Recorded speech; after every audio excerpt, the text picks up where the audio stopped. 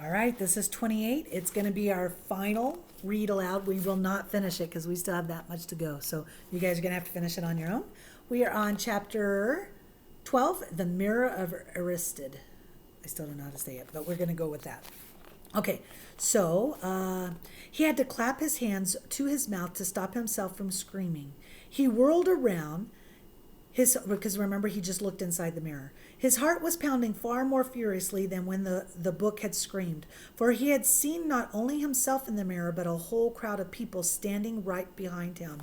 But the room was empty.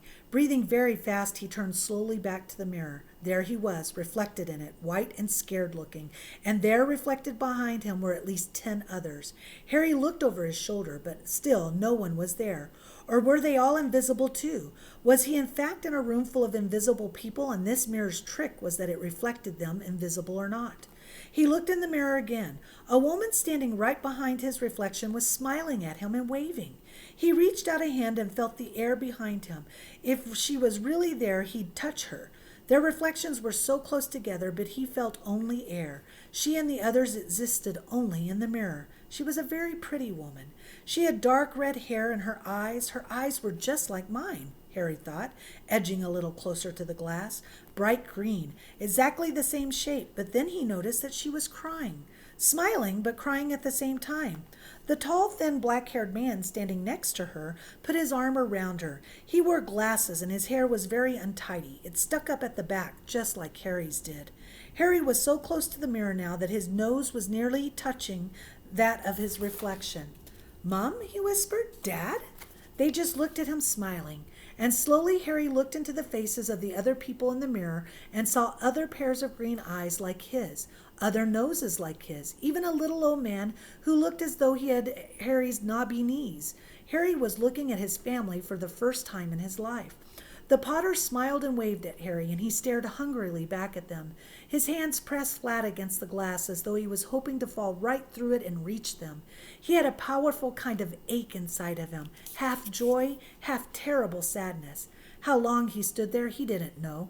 The reflections did not fade, and he looked and looked until a distant noise brought him back to his senses. He couldn't stay here. He had to find his way back to bed. He tore his eyes away from his mother's face and whispered, "I'll come back," and hurried from the room. "You could have woken me up," said Ron crossly. "You can come tonight. I'm going back. I want to show you the mirror." "I'd like to see your mom and dad," Ron said eagerly. "And I want to see all your family, all the Weasleys. You'll be able to show me your other brothers and everyone." "You can see them any old time," said Ron. "Just come round my house this summer. Anyway, maybe it only shows dead people. Shame about not finding Flamel, though. Have some bacon or something. Why aren't you eating anything?" Harry couldn't eat. He had seen his parents and would be seeing them again tonight. He had almost forgotten about Flamel. It didn't seem very important anymore. Who cared what the three-headed dog was guarding?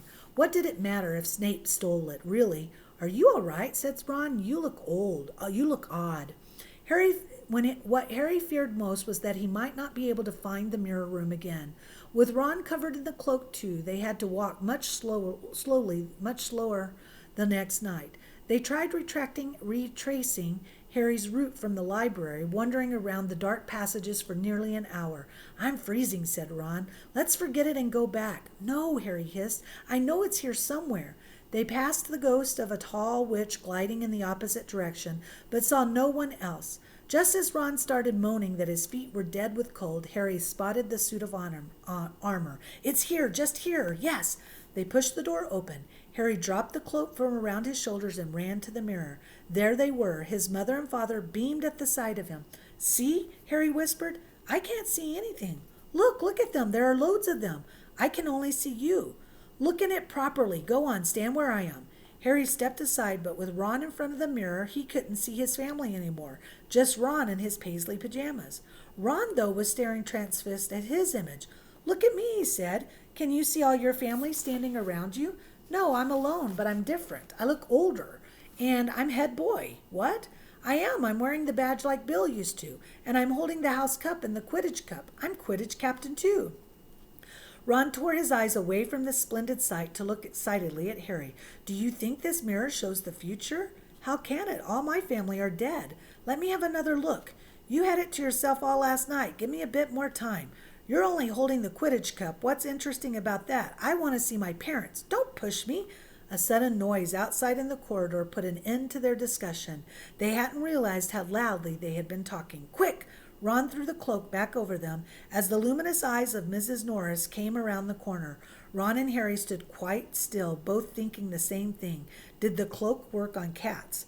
After what seemed an age, she turned and left. This isn't safe. She might have gone for Filch. I bet she heard us. Come on. And Ron pulled Harry out of the room. The snow still hadn't melted the next morning. Want to play chess, Harry? Asked Ron. No. Why don't we go down and visit Hagrid? No, you go. I know what you're thinking about, Harry. That mirror. Don't go back tonight. Why not? I don't know. I've just got a bad feeling about it. And anyway, you've had too many close shaves already. Filch, Snape, and Mrs. Norris are wandering around. So what if they can't see you? What if they walk into you? What if you knock something over? You sound just like Hermione. I'm serious, Harry. Don't go. But Harry only had one thought in his head, which was to get back in front of the mirror, and Ron wasn't going to stop him. The third night he found his way more quickly than before. He was walking so fast he knew he was making more noise than was wise, but he didn't meet anyone. And there were his mother and father smiling at him again, and one of his grandfathers nodding happily. Harry sank down to sit on the floor in front of the mirror. There was nothing to stop him from staying here all night with his family. Nothing at all. Except, so, back again, Harry.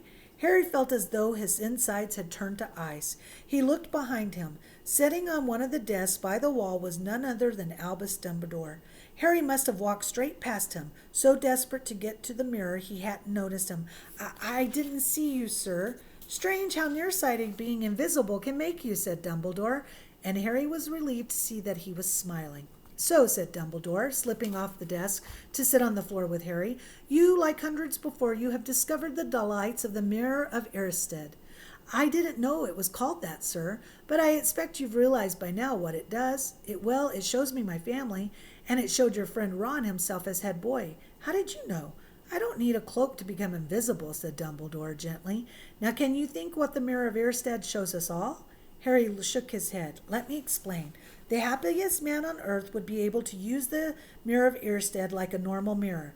That is, he would look into it and see himself exactly as he is. Does that help? Harry thought. Then he said slowly, it shows us what we want, whatever we want. Yes and no, said Dumbledore quietly. It shows us nothing more or less than the deepest, most desperate desires of our hearts. You, who have never known your family, see them standing around you. Ronald Weasley, who has always been overshadowed by his brother, sees himself standing alone the best of them all. However, this mirror will give us neither knowledge or truth.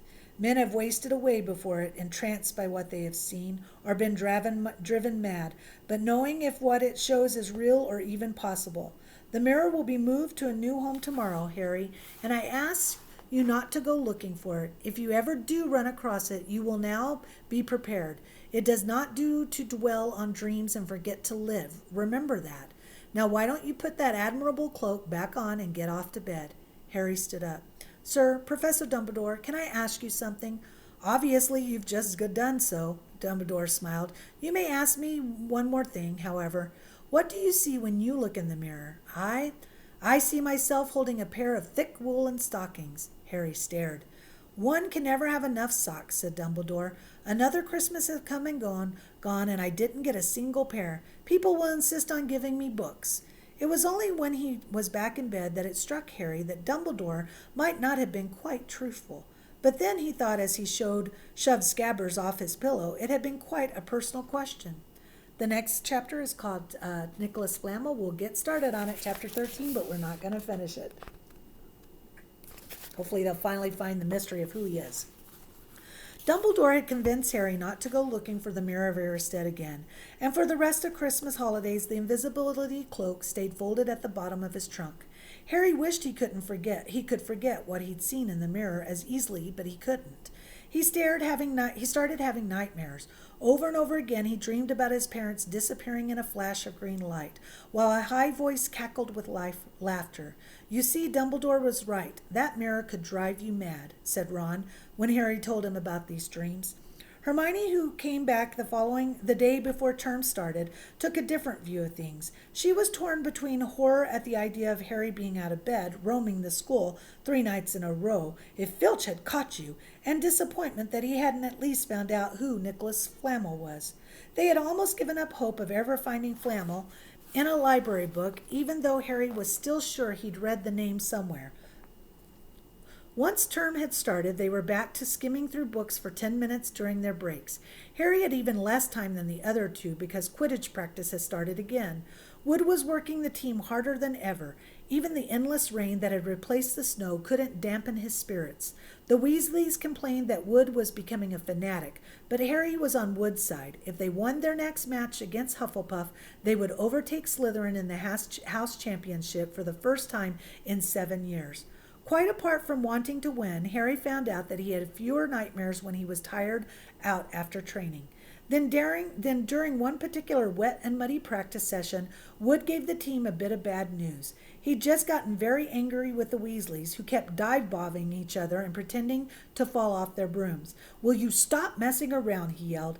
"That's exactly the sort of thing that'll lose us the match. Snape's refereeing this time, and he'll be looking for any excuse to knock points off Gryffindor."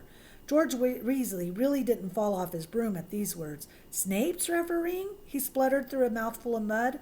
"When's he ever refereed at Quidditch match? He's not going to be fair if we might overtake Slytherin."